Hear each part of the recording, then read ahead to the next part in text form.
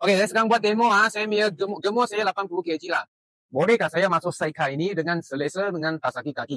Let's try. Go. Okey. Kita kena ikut peraturan. Kena pakai seat belt supaya safety reason. Okey, kita pakai seat belt. Dengan okey, lepas tu kita tengok gemuk saya 80 kg memang gemuk Lepas tu kaki saya pun panjang 100 cm Okay, tengok. Selesa. Nampak? Kadang kalau kita duduk macam ni lama-lama kaki kita sakit. Tapi sekarang saya boleh macam ni, boleh baring. Selesa. Tengok. Tengok. Memang selesa betul ke tidak?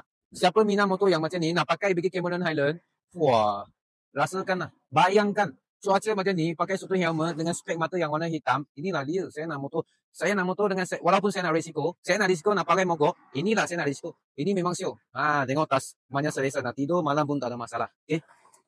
Engine 700cc, dia punya seat belt. Engine dia 693cc dengan dia punya turbo twin cylinder. Kiri kanan exhaust pipe memang cantik. Sidecar lagi ada spare tayar. Dari segi keselamatan, saya memang suka. Dari security, lagi bagus. Lepas tu ini boleh ghost time gear tau. Motor ni boleh macam mana nak tolak. Ini ada ghost time gear, jadi jangan risau. Apa lagi korang risau? Harga, jangan risau. Harga dia RM48,888 bagilah diskaun sikit. Boleh sekarang saya bagi RM2,000 punya rebate. Harga asal RM48,888, sekarang RM46,888 saja. Harga saya sudah bagi diskaun, spek sudah bagi yang tinggi. Memang selesa dari segi keselamatan, memang guna. Depan belakang display. Apa lagi korang minta?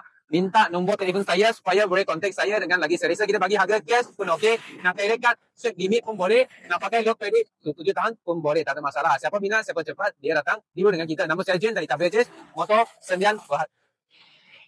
Sudah, thank you.